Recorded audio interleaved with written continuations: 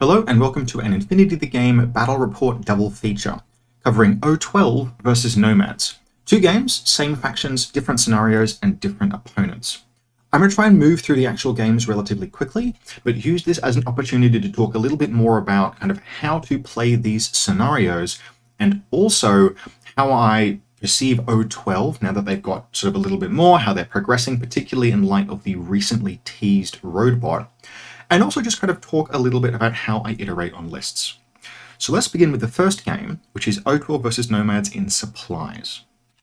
So I don't have and didn't have time to recreate my opponent's list in this game, but this is the list that I took. Now, full disclosure, this was for an event that had a variant where we were running any unit was upgradable as if it were a Spec Ops.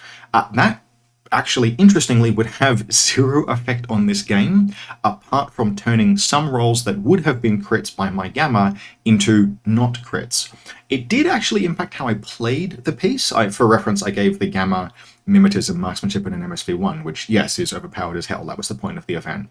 And it gave me some confidence to push it out and be more aggressive with it. It also made me take a flare back, whereas normally I would take a heavy machine gun. So in that respect, it was kind of interesting to push me out of my comfort zone, and you will see that I kept the Gamma in the list. But just for disclosure, I'm going to talk about the game as if we did not have that variant, because it ultimately would have no effect, but just to know. Otherwise, this list is a starting point for where I see O-12 now. You'll note that it is playing 26 points down.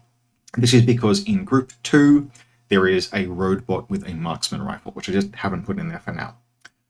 So it leads with an Alpha, and Alpha is one of my favorite lieutenants in the game. It covers so many things that are... It's one of the few pieces in O-12 that is genuinely feels like outperforming for its points.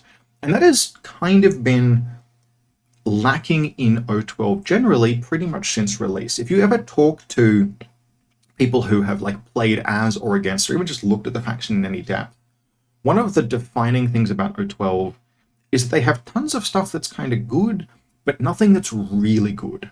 And that seems like, oh, well, that's just a balanced faction, right? Well, yes, but in Infinity, what is very common is that a faction will be balanced by where its constraints are and where its strengths are.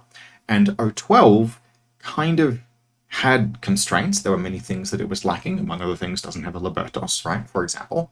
But it didn't have really clear strengths because all of its pieces were like, oh, that's pretty good.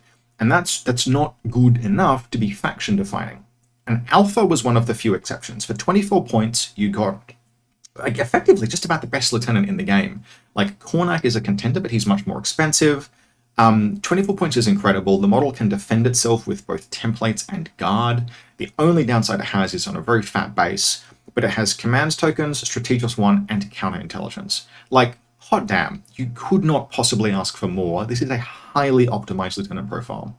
You will note I've taken no chain of command. I am prepared, if need be, to reserve drop the Alpha just to keep it safe. Yes, this is a risk. Yes, Cho is a relatively cheap chain of command that can do some interesting things, but she's also expensive, and there's a lot I'm trying to fit in these lists. You may wish, if you play O-12, to run a chain of command profile. There's nothing wrong with that. In this list, I'm running two Lawkeepers, one with a combi rifle, one with a Red Fury. And these are pieces, right? We talked about how O-12 has stuff that's kind of like balanced, but potentially not overperformers. With the... Firstly, they got profile changes, where they got more access to sidebots, and sidebots are overperformers. For 4 points for Mimetism and a Riot Stopper and 8-6 move, damn, that's a good 4 points. So Lawkeepers, now that they can take cover and give up Impetuous, potentially, despite the fact that they're single wound models, have drifted into the realm of possible overperformer. So they're in the list for that reason. And then the Psychop for me, again, it's a single wound profile, but it's an incredible kit for 25 points. It's never going to be busted because it's a single wound armor 1 profile, but it has Ballistic Skill 13, Mimetism, MSV1, a multi-marksman rifle, a heavy pistol, templates, and is a specialist operative. And like has some random other crap as well. I love Psychops. I would put more in this list if I could, but I can't. Raven Eye is there and is good defense. The Sirius is there. I am backwards and forwards on Sirius units, but they are specialists and they do have forward deploying Riot Stopper serious bots. The serious bot is kind of like, this is fine. I continue to have perfectly mediocre performances from the serious hacker, mostly because the serious itself is kind of exposed, but it is a good defensive piece and you must be able to defend. And then we have the Gamma. The Gamma, I love the Gamma Trooper. I've loved the Gamma Trooper since my very first game with O-12 in M3. They have stayed very relevant. They are just a big honking pile of stats. They're basically a tag for below tag prices that can go prone. Fantastic. No tag aware, don't care, can't be possessed. So you sort of see the theme here, right? The list is rounded out by some Flash Boss bots, some Varangian, some Motorcycle, an Oko Copper bot, which in this season is very good, right? Tack aware, marksmanship, etc. I like these pieces in Group 2. They kind of just take up some of the scenario strain. There is a missile launcher in this list, despite the fact that I only have one serious bot. It's because I had tons of SWC spare, and I had so much SWC spare because many of these are 0 SWC gunfighters. There's the Lawkeeper, there's the Psychop, and then of course there's the Road bot. So broadly, what is the theme and purpose of this list? It's to have a whole ton of reasonably costed 20-something point pieces. This is a list of hot 20-somethings, right? That's the purpose here. That's where I think O-12 strengths now lie. Now, I will iterate on this in the second game, but this was my starting point. A bunch of stuff I wanted to try. Only kind of one of everything, in particular, only one of each Lawkeeper profile, and only one serious bot. Now, as noted, we were playing supplies, and I was playing against, I want to say, vanilla Nomads. So I roll Whip 14 Lieutenant against his Whip 13. He wins the roll, and he picks first turn. And then this is kind of how deployments have shaken out. Now, there are a lot of proxies in here. This is using my Hack Islam / Yuching as best I can. Some of it won't make a great deal of sense, but I have chosen to reserve, because it's Nomads and because there is a missile threat on the table. He deploys a missile bot back here somewhere. I am aware of the fact that I could get my Lieutenant missile killed on the first turn, and I don't have chain of command. So the Alpha was one of my 2 reserves. The other was the Gamma, which ended up going down in a fairly significant position. But my opponent has presented me with an interesting deployment zone to unpick. I'll go through some pictures of this, but basically back here we have a remote park which has a Vostok. By the way, his Vostok was his Spec Ops. It was an absolutely brilliant meme build where he used a Rim Driver and the Moderator upgrade template to get it to CC 40.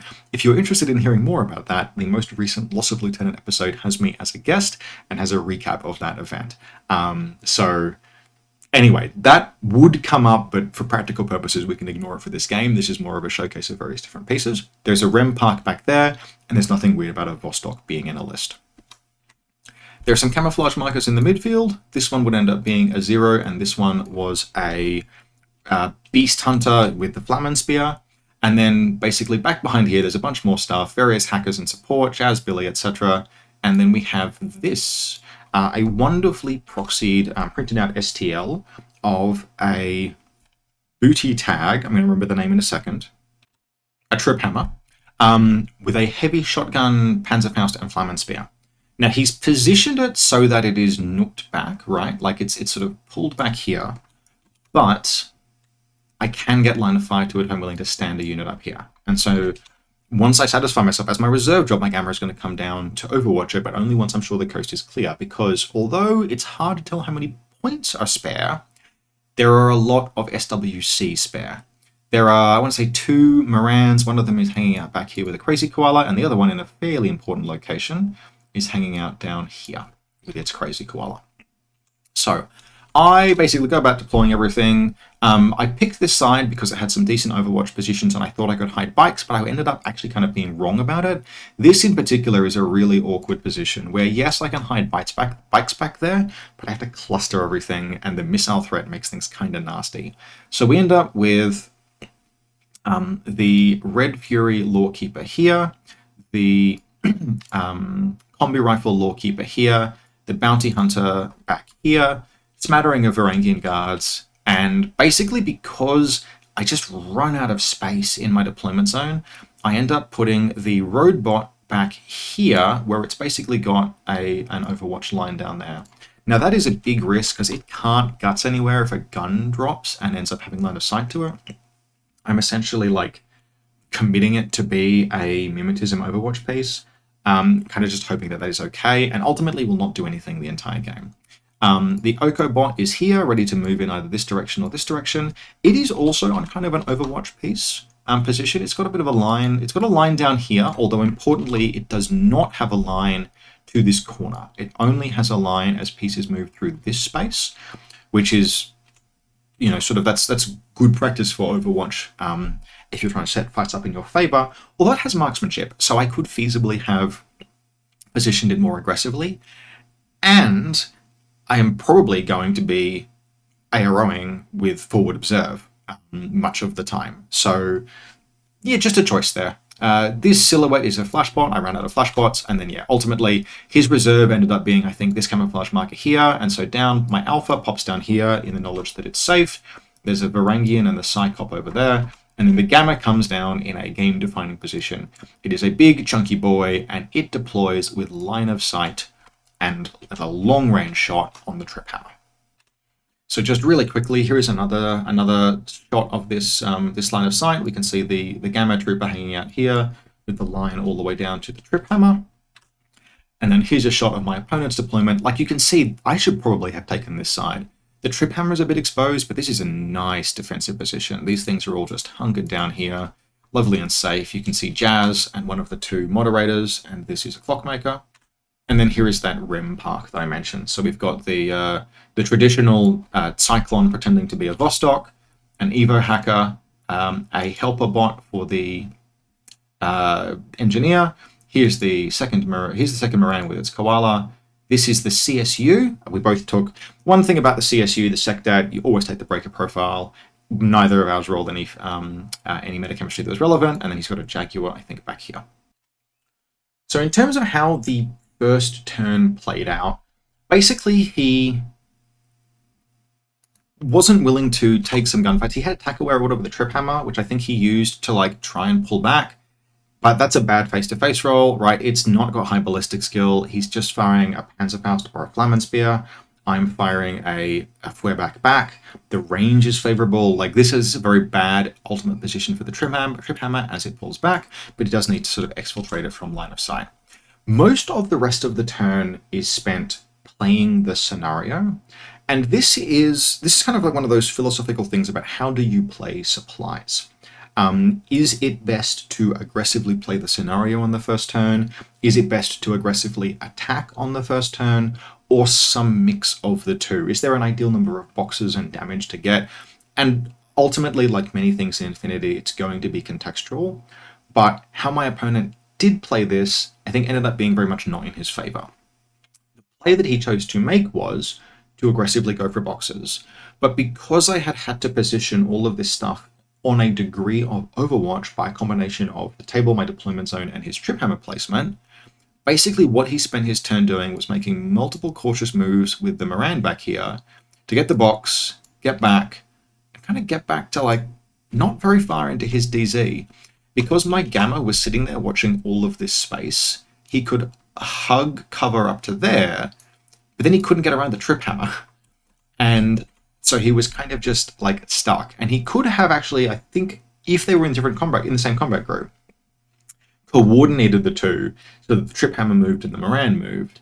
He actually may have wanted to do that. I think if he'd thought of that, it might have been a good play. But again, would have been like Gamma AROs into the sunset. Like it was just kind of a bad situation. So yes, he's holding a box, but he does no damage to me. And as second player, that's pretty good, right? Like I am going second and I have suffered 0 casualties and my opponent has only 1 box. So I counterattack fairly viciously, and in particular, this is the Gamma's game. As noted, it had a bunch of combat buffs, but those would not have any effect on any of the rolls apart from making some things not crits. There are multiple face-to-face rolls where I needed 17s and rolled 14s, so, I mean, that's kind of interesting, I guess, but whatever. Basically, the Gamma would move around, back and forward, it would kill the Trip Hammer, it would get some Discover shoots, and it would kill the Beast Hunter back there, and that's basically all that it would have to do in this turn. It would end up in a situation where it was a bit closer to this this ladder, but it basically spent a bunch of orders suppressing some Overwatch, and it did so in a fairly order-efficient way. I used the Ochre Copper bot to kind of just like run up the field, but I didn't quite have enough orders to grab a box. That's okay, because the rest of what this turn was this Lawkeeper roaming around here, going very, very fast, actually picking up this box on the way through. Red Fury gunned down the Moran, came up to have the helper bot pick up the one off the Moran's body, and then all the way back here. And because they are 8-6 movement, and I had an alpha, which meant that I had 11 orders in that combat group, even after the gamma had shimmied around spending orders, I had the orders to do that. So I end my first turn with basically 2 objectives. I couldn't get all the way into my deployment zone with the Oxbot, because it had to get all the way up to take everything off of the Moran, but I've moved 2 of the 3 objectives very far up. Basically, my opponent now has none, I have 2. He has taken casualties, I have taken none. The game is progressing very, very well for me. So we can see here sort of that picture of where the helper bot and the biker ended up. So here is the game state on turn 2. We can see that I've gone into suppressive fire with this bounty hunter just to lock things down a little bit. It is choosing to take cover in this one, so it used basically it's a regular and then a regular order to get there. And my opponent makes a fairly game counterattack. Basically Jaguar, Smoke, Vostok, a lot of stuff punches this direction, and it will kill the bounty hunter, and it will like push around here, and the Vostok will end up in this position where it's like here, threatening different things, but ultimately my boxes are over here. And the games basically will go back and forth. I'll eventually have a big blarney with it.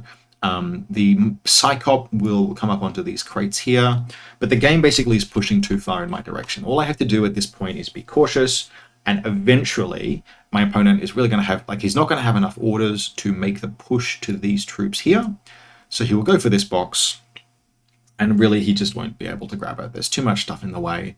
Too many things are like setting up very oppressive AROs at this stage. And because he's running this kind of like, you know, off meta, short range, like he has a tag, which is a very Nomad thing, but a tag with no gun, and it's gone down, and the Vostok's gone down, and he can't really project repeaters because the Morans are either dead or pulled back. There's no heckler, and etc. It's just kind of come undone, really because he didn't get enough damage in, and he didn't pin me back on the first turn. The decision to use a Moran to grab an exfiltrator box, even if it had been a bit more smoothly and order efficiently executed, is kind of a tricky one, right? Because it's your midfield repeater, and it's doing things like pinning back. We've got the road bot who's moved up to here. It's pinning that back. Now, it didn't move forward anyway, but like it's threatening anything I move through there. If the Moran had been in a like hunkered down position here and hadn't been after the box, well, then I wouldn't have had to run forward with my biker cop. But it would have been in a position to take these AROs and do things like isolate my friend bot as I'm running, which now turns it off thanks to the most recent FAQ, etc. So, overall, good initial performance for trying out O-12. Did not get to use the road bot at all, mostly was using Lawkeepers and the Gamma. What did we learn from that? The Gamma is good, and I actually found that I quite liked, despite normally being a HMG Gamma guy, I did not mind the Hueback. Would continue to try that. Did like the Lawkeepers, knew I needed to test the roadbot a little bit more. In this list, it was in combat group 2, sorry. So let's shift it into combat group 1, where I'll have much more of an excuse to use it. So here is version 2 of the list, which we're playing against Nomads in Unmasking. Notwithstanding the name, this would now just be a regular game. This wasn't in the event. This didn't have the Spec Ops variant. This is practice for CanCon, essentially. Immediately you'll see many things about the list are the same. We still have an Alpha, we still have the Gamma, we still have the Psychop. We have one Lawkeeper with the Red Fury, which is basically to allow him to make space for some other things. And we have the one Sirius. What else have I added? So, despite the fact that I've cut the missile bot, I've put in a Kappa hacker, mostly because I remembered that they existed. They're 12 points for a hacker. That's pretty good. I felt in this list, in the previous version, the fact that I had one hacker that was doing all of the lifting through my repeater network. Now, this is not an aggressive hacking list, but I have 4 repeaters in my list. I want to be able to project that as a defensive measure Spotlights, Oblivions, particularly now that Oblivion is even better than before because of its ability to shut down things like peripherals, Puppet Pots be gone. I wanted a second hacker, and it's 12 points. So basically, I remembered that they existed. Another change that I've made, kind of in the interest of testing the road bot, is that I've cut the Raveneye Security Officer for a Rem Racer. Now, this was a little bit of a meme, but I did not hate it. It's got a light shotgun. It's a perfectly serviceable combat, like deployment zone defensive troop. It's not a specialist, and it's not an EM mine layer, but mine layer in your deployment zone obviously it's the last resort defense. I do not mind Raveneye officers at all. I think they're perfectly fine for 12 points, but this let me push the road bot a little more. The Delta, in case you're wondering, is the road bot. It is the 26-point marksman rifle light shotgun road bot, because I was looking for a 26-point profile because the gap was pissing me off. For reference, in terms of the road bot profiles, I think all of them are probably surprisingly viable. But I do think that paramedics are ones that you will take mostly for scenarios where the specialist bonus is relevant. O-12 is kind of swimming in random specialists. We've got, in this list, we have the Oko, we have the Psychop, we have the Law, like the Psychop and the Lawkeeper are perfect examples. Those pieces could go in a list as gunfighting and assault specialists. They are just randomly both specialist operatives.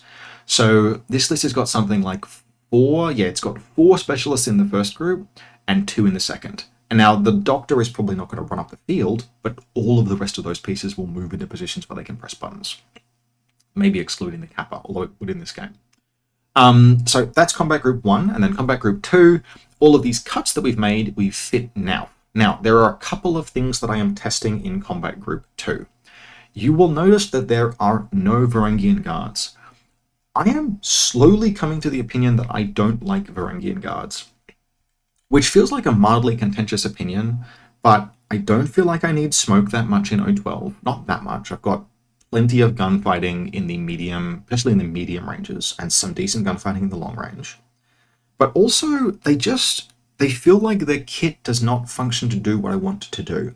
They are expensive for what they do, berserkers that are not particularly fast. Like it feels like Varangians have good smoke, which is only really any good for delivering Varangians. And when you deliver Varangians, you don't really get that much payoff. Perhaps there is a game where the fact that they are dogged is going to end up being really relevant, but I just consistently make attacks with other pieces that will do more damage to a deployment zone than Varangians. In this list, if I'm making close assaults, it's with things like the Roadbots and the Lawkeeper, and the Motorized Bounty Hunter, which is obviously worse at close assault than a Varangian, except that it gets there in half the time for 4 points less. So I cut Varangians from this list, and I did not miss it at all. The other thing I've done in this list, apart from Fit, Nauf, and a Doctor, which pumps up the range presence of this list, to note you're always running a little bit of a risk trying to Doctor Nauf because it does not have a cube, but on the other hand, it's not an expensive Doctor, and it is, I believe, Whip 14. I've kept the Oko Copper bot, and I've added just a Warcore. I've paid for some of these upgrades with a Warcore. And this is one of the reasons why I am strongly considering O-12 for CanCon. Not sure I'll play them, there are other contenders, but they genuinely are in the mix. Is you have that Strategos with +1 command token, and you just have no trouble at all accommodating spending like basically 2 out of 3, 3 out of 3 turns, converting those irregular orders regular, and there are no other irregular troopers. The Bounty Hunter will spend its order pretty commonly, which means that I have this big command token budget, and in CanCon, 4 of the 5 scenarios have either a free Bashi Bazooka or a free Secdad. Now, Unmasking is not one of those, but you have all of this budget to convert irregular orders regular, therefore why not take a Warcore and just net rot it most of the game? And I did that this game, and it was totally fine.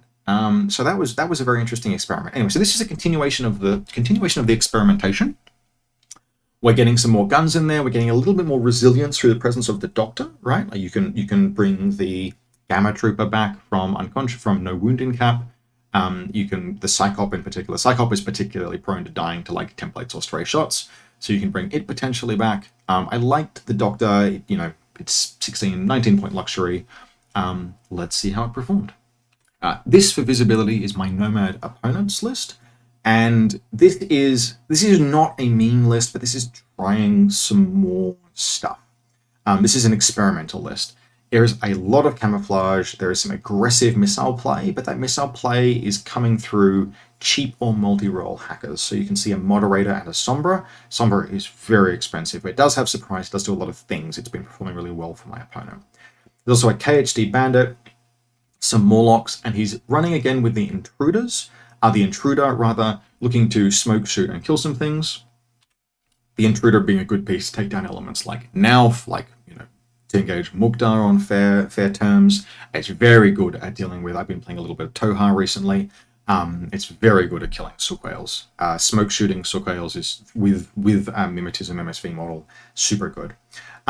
There is just the generic inevitable Puppet Master and a motorized bounty hunter, which this game would roll a heavy machine gun. So once again, Whip 14 versus Whip 13 lieutenants, and I will lose the roll. And once again, my opponent will snap pick going first. Now, do not blame them at all. It's exactly the same metric as if you were going first if you were running the roll against Nomads, right? Factions with counterintelligence and high mobility attack pieces. Now, my opponent does not have Puppet Bots, which is one of the things I'm more scared of. And actually, this list can defend pretty effectively against Puppet Assault, less so against Uberfell Commando, for example. But you just don't really want to let a counterintelligence list, particularly a counterintelligence Strategos list, go first. So even like Unmasking is a scenario, I'm happy to go first, happy to go second, depending on like the map and the matchup and etc. I think there are advantages to both, maybe slightly biased towards first, but totally get my opponent's decision to 100% go first. They had counterintelligence, I had counterintelligence, easy choice. I picked this table side as it gave me access to just a little bit of high ground that I thought would be relevant and useful, and a couple of places. Basically, it felt like I could hide the large bases. There are 3 in this list. There were 4 in the previous list. You do start running out of real estate. Even if the Alpha can go prone, the bikes can't. So, yeah. My opponent then goes ahead and deploys this absolute effing sea of camouflage markers. And then the bounty hunter rolls a HMG, and it's like, okay, all right. So I spent a bit of time just picking through the what's real, what's not, what could things be. If we remember the list that he showed, 2 Morans with camouflage, you can kind of tell that those exist. It was also pretty obvious that this camouflage marker here with a Morlock right behind it was like no prizes for guessing what that is. This camouflage marker here was in the deployment zone, so I picked it as an intruder potentially an intruder KHD, although it would be a heckler. And then the bandit was very obvious. There was a bandit back here. You can tell it's a bandit because it rolls booty. And then there'd be another heckler back here, another Moran, Sombra, basically just the whole kit and caboodle. He deployed the 2 moderators, and the Puppet Master had a mine guarding one of the moderators. I was not willing to bet that was the LT, could have been a decoy, but I was not going to have time to go after them or the resources either. Because everything was under camouflage, it was hard to tell exactly how many SWC he had, although I did kind of feel like there was maybe 4.5 SWC accounted for. The points cost made it difficult to see what would his reserve be. In the end, his reserve would be Brenda Castro, which I didn't expect but probably should have, and I would get very lucky in dealing with.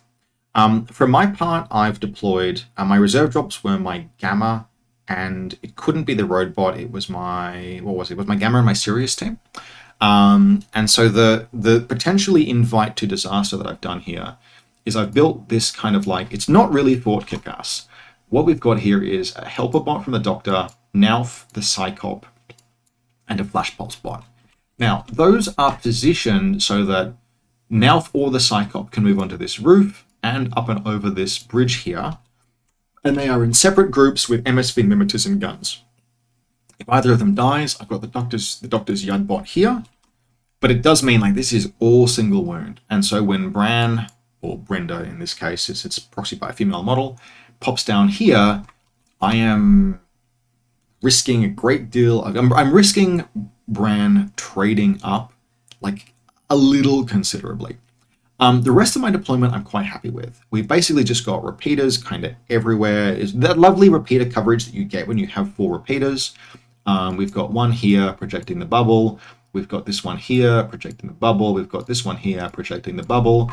And then I've got my reserve drop Sirius, which is projecting a bubble here. So theoretically, my opponent could have made a run through my hacking network, basically exactly threading the needle here, but it would have been through adhesive launcher, and then it would have been through this zone of control of the Sirius anyway. So just that really nice, safe insulation, which is only safe so long as someone doesn't just blow your brains out with offensive killer hacking. But the other notable thing that I've done, we've got sort of the Lawkeeper here, the Kappa's hanging out back there, the Alpha is in the safest place I can possibly find for it. I am not reserving it this game despite the fact that my opponent has telegraphed a missile bot, and that is basically because of the scenario and because there was really only one. Like I just protected it with distance. I put it as far back as I feasibly could and then covered it with a lot of things and had a degree of faith in my ability to present hard arrows. The other thing, so the Gamma would come down as the reserve here. In particular, it's watching this camouflage mark if it stands up at what I expect it to be more than HMG range. And then the road bot is also standing, and it's standing with a line down there onto that high ground with just its marksman rifle, but it doesn't look like my opponent has, like, he can't have that many big guns. There's a ton of camouflage over there. Literally any reasonably robust hard arrow felt like it was the right call. I couldn't see the objective in this room here, but I could see into the doors, and just having that there to force my opponent to deal with.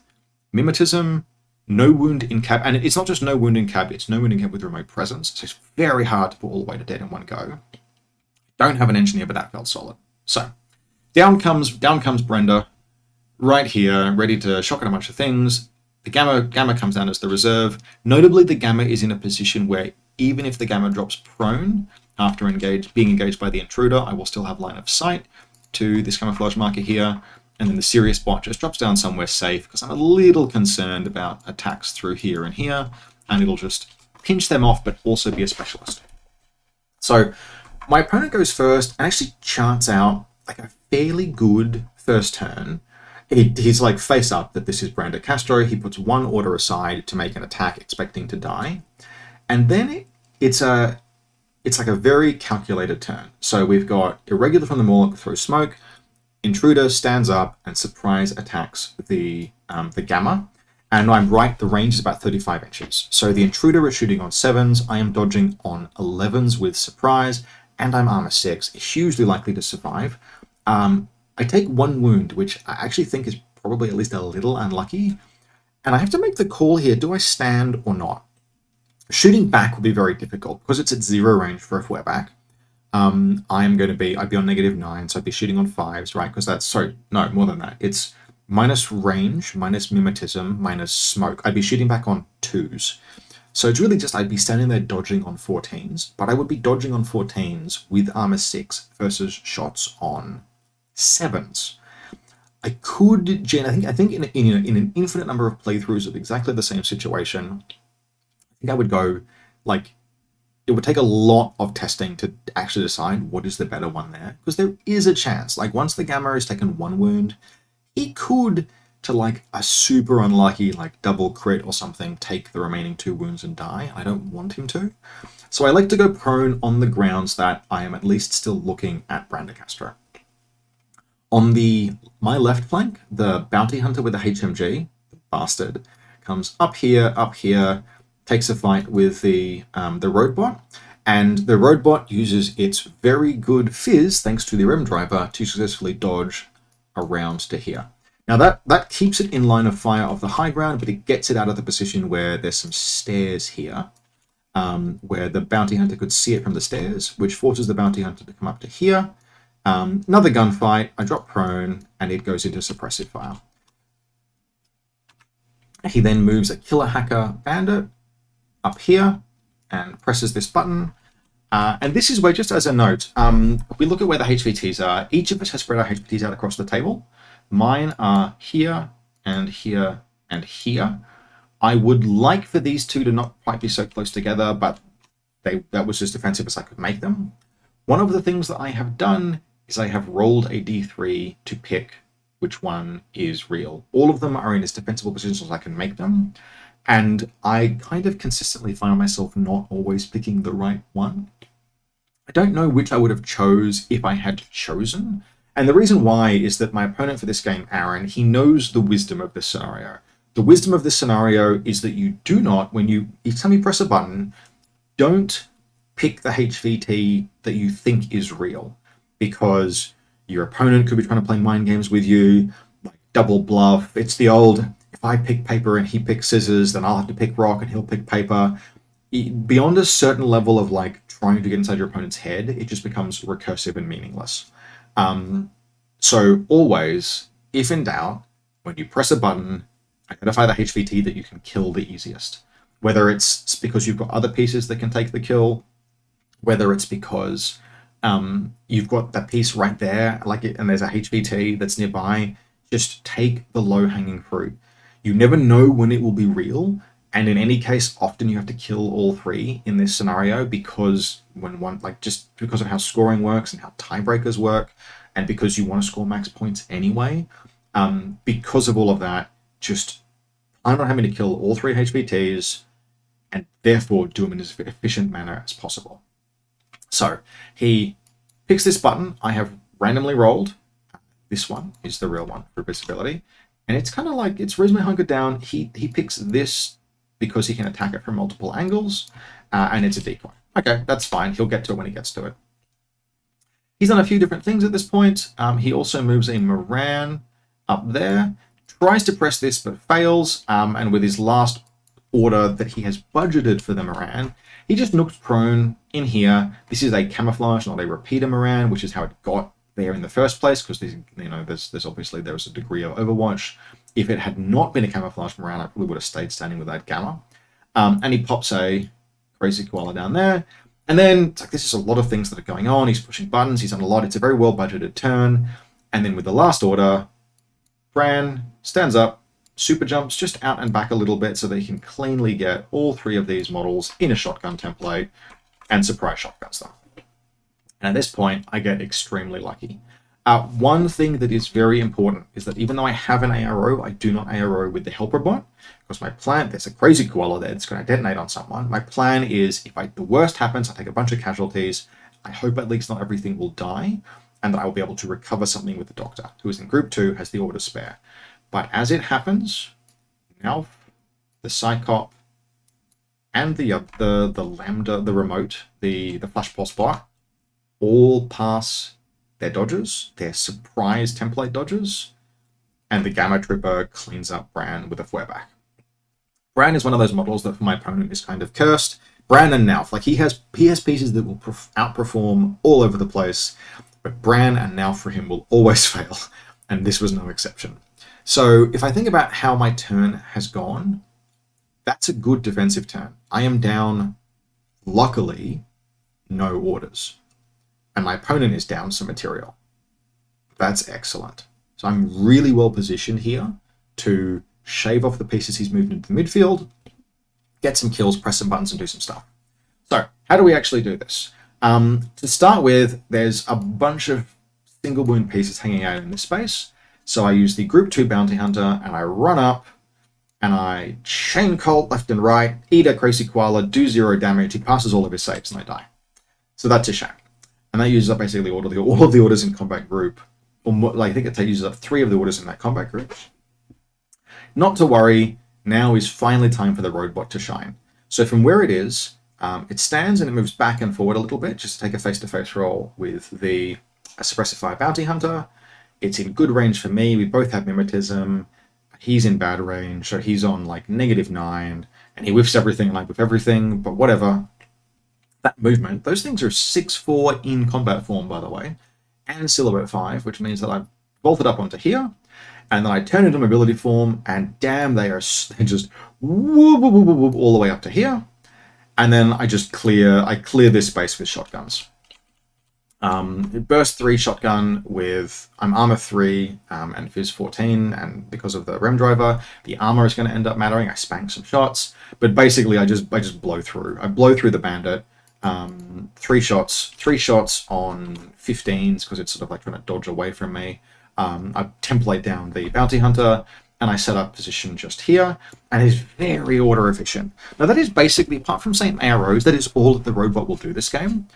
But it's 26 points, and it took so few orders to make those kills.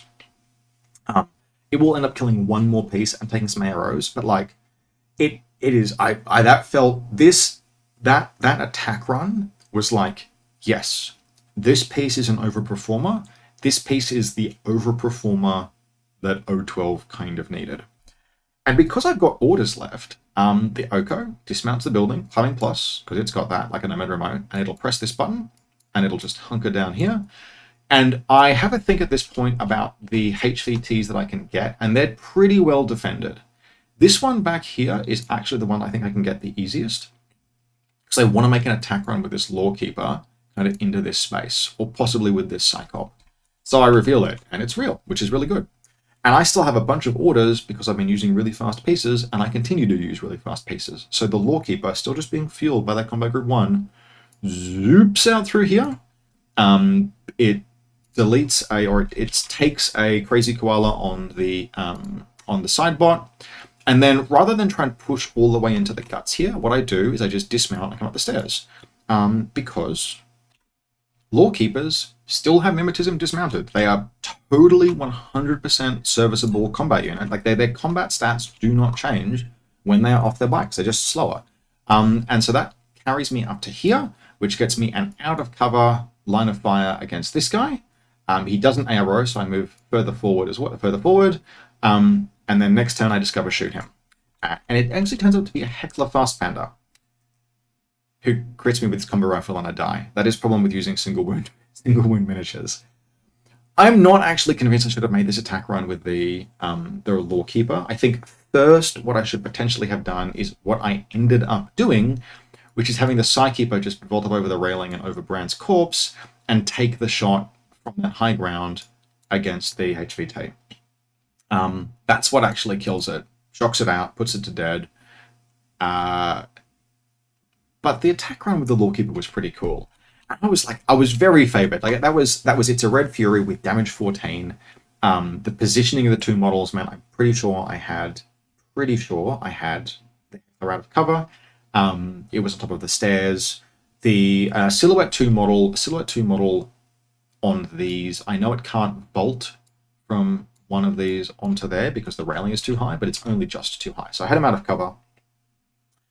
4 dice on 12s to 1 dice on 9s. It's just that I didn't roll any of those, and he did, and I failed my save, so down I went. Bit of a disappointment, but I do still think that Lawkeeper is a fairly good investment. I went and took out the Crazy Koala with the Helper bot, kind of like thinking that I was going to make that attack run, and I changed my mind at the last minute. That was also, again, didn't matter because my poor guy got wiped out, but should not have done that if I didn't need to make that press. Nevertheless, this is a pretty productive turn, right? I've killed the units that have moved into this space here. I have nominally lost some material myself. Maybe I didn't have to, got a bit unlucky around. It is the single wound trooper curse. But critically, I've killed my opponent's HVT and he's still not killed mine. So here's a shot of the game as my opponent's second turn begins. And if you notice that the lighting has changed, yes, we were playing this over the evening, coffee is being drunk, and the light in my kitchen is changing. But we can see how things have ended up, right? So we've got the Psychops gone prone here, the Gamma has stood back up, and the Road Bot is projecting arrow through here. We have my unconscious motorized bounty hunter, the OCO, and then the poor Lawkeeper up here, bleeding out slowly from combi rifle wounds. So my opponent, what he decides to do is he has to push, because I've flipped this button back, which means that it's fair game again. But actually, other than just that, he wants to... I have not killed his Moran. I took a shot at it with the Psychop, but I bounced. He wants to identify and kill. So first thing that happens, basically, is that the Moran, in and out, presses this button. He reveals this. I'm just using a targeted marker, by the way, to show that it's revealed. Yes, this is real. Okay, the attack is on, all forces being directed through this room and onto my HVT. So what does my opponent do in terms of executing that attack? It is Moran and Heckler time. He's trying to be order efficient, and I think frankly, he ends up being like one order off what he should have done here. The Heckler moves up and around from there, and it places a crazy koala. Now, if he had spent one more order, he could have placed it in zone of control of the HVT, but he does not want to spend one more order, so instead he just places it in zone of control of basically these two guys here.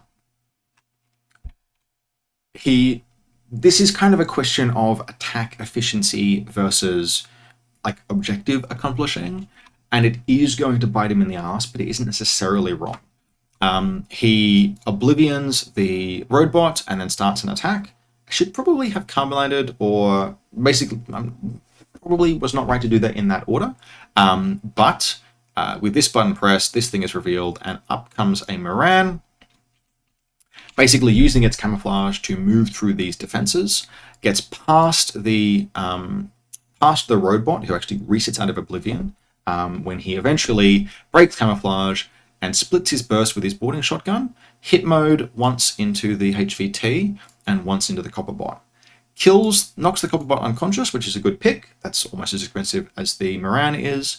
But although he wins the face-to-face roll against the HVT, I pass my save. And I drop prone, and I'm now totally okay. He identified basically immediately, shouldn't have done that, should have just burst 2, taken the kill. And absolutely right, he should have. The bulk of the rest of the turn, he has killed the Oko, and he now completes the circle of Sujan life, which is, so this Sujan, which I'm using to proxy the roadbot, sometimes it breaks through and wins the game, but more often what happens is that it accomplishes some objective and then gets hacked to shit. And this game would be no different. He only has the orders to oblivion it, but he oblivions it. I'm still in the repeater area, so zoop, despite the fact that I reset. The Sombra that is running around here being vicious, sort of setting up for next turn, puts the roadbot out of commission, and then that's sort of the turn. This is not an ideal turn for my opponent. He's ahead on buttons, good, but significantly ahead on buttons. Actually, he's got 2 and I've normally got 0. But I still have the big lead of I am up on HVTs and he is down. So my turn 2 begins, and I identify basically, I could prosecute and attack back at him, but this is an opportunity to kind of flex the new synchronized civilian rules. So the main thing that we have to do is we have a targeted Moran here. It's targeted because when it fought the copper bot, it took 2 spotlights. Let's just deal with that. And so with what will be the last order that it spends in the entire game, the isolated roadbot assumes mobility form and goes zoop down, up and over, and just point blanks the shit out of the Moran with a shotgun. Its ballistic skill is reduced to like 1 when it's in mobility form. It really does not matter that much because I have it out of cover. I would be more than happy for him to template or even forward observe me. As it is, I get bricked by a pair of carbonites. Rip the roadbot, it will do no more this game, but it puts 3 dice point blank out of cover into a targeted Moran and puts it in the dirt. And with that Moran down and the sort of like the Heckler hanging out way back here, my opponent has relatively few resources left that can deal with this HVT, but let's take no risks. The rest of the first combat group is spent moving the Sirius team around, synchronizing it, and literally moving all the way back here, jumping down all the way down here, and parking the HVT just about on the rear of my deployment zone line. Like, pretty close to. It's in proper cover, hanging out behind this sign here. That costs all of my first turn, and I would never do this if I hadn't already killed my opponent's HVT, but I had. And so this basically put the game kind of on lock. Otherwise, I did finally kill that Moran, the Psychop that sort of moved around to here, brats it on the way past, and now stands up to take Overwatch. And actually the Warcore, which is hanging out back here, being sort of like a deployment zone guard, I am comfortable this turn having it pop up to here and also be an arrow piece, because at this point, the aim of the game is just to stop any penetration of my DZ by my opponent on my last turn. And he has a game crack at it, but the Sombra gets stunned on the way in, and that's that, basically. He identifies that like that's it. That's all he can do. He's out of fast pandas. He's out of offensive pieces. We play out the third turn, but we play it out pretty genteelly, basically. It's, okay, what can I do? And the Kappa hacker pretty much just like wombles up here, presses this button, wombles up and kills a HVT. I think I also then have the Psychop run down here and press this button, so I have 2 to his 3. And that's not a maximum point win, but it's pretty close. I think that's a 9-point win. But I had locked the game down and forced his hand at the end, basically, of my second turn. The third turn was just closing things out. So that's 50 minutes, 2 games, 25 minutes per game. That's not too bad as far as battle reports go. I liked how this played. The Roadbot getting to strut its stuff in Combat Group 2, and so in Game 2 in Combat Group 1, that felt super nice. That kind of like it, in terms of just covering it, it really does feel like it's a budget Sujan, but it has got it so much where it counts. It is half the cost of a Sujan, and it combines kind of 2 of the best, like it combines the Sujan's 2 weapon loadouts. It has, again, it's a marksman rifle compared to a Spitfire. It's a much lower ballistic skill, but it has a marksman rifle and a burst 3 shotgun template. Whereas you would have to pick between that spread, basically, on Sujan profiles. As always with spoiled or teased profiles, you never know exactly if they will change. I honestly wouldn't, particularly after the Bishia's release, where she went from MSV2 to MSV1, she's still an incredible profile. The Roadbot can lose some pieces, lose some rules, and also still be incredible. I think the only thing that would really put it out of commission is if it loses no wounding cap between being teased and hitting the app, which it might, because it looks like they kind of copied the Sujan profile, literally like in generating it, copied it, and maybe didn't like miss some things upgrading it. But if it is accurate as spoiled, it is finally an easy outperformer for the cost in O-12. I liked running it with the Rim Driver. You could also put marksmanship on it, although I think really for me the marksman rifle is a weapon of opportunity. I mean, it's BS-12 mimetism. What it wants to be doing is closing with so much speed to use that shotgun. So kind of a question. We'll see if I like putting marksmanship on it. I think I probably prefer the Rem Driver, but you don't want to use both. You pick one. And yes, the Rem Driver, the one I picked is a little bit of a meme, but CC27 is pretty cool. And going to such a high fizz, whatever it is, 14 or 15. Yeah, just checked. Fizz 14, but actually dodging on 17s in mobility form. That's really good, by the way. That's like, damn. Just felt nice. Like the Rem Driver felt pretty cool. So overall, O-12 I think are beginning to find their niche as the faction with the cool stuff at 25-ish points. The Gamma Trooper is just a nice firebase. It's a tag for less than tag pricing. Nauf didn't necessarily do anything other than get lucky this game, but the presence of guns and the absence of Varangians, that felt totally fine. This list kind of felt a little bit Panoshianian, but without the taint of Panoshiania around it. I felt like I can play this without compromising my integrity. So overall, yes, super interesting. There's a ton of potential here. General conclusion is that O-12 are finding their lane, and it is actually an interesting one. As always, stay tuned for more content. I've been asked if I'd like to do a tier list with lots of Lieutenants Nick ranking tags, if anyone has made it this far in the video and that's something you'd like to see, or if there are other clickbaity tier list pieces of content that you'd be interested in. What can we rank? What can we rank in the Infinity universe? Because those are easy videos to do and they generate content that's easy. Let me know in the comments. Hope you enjoyed this and see you next time.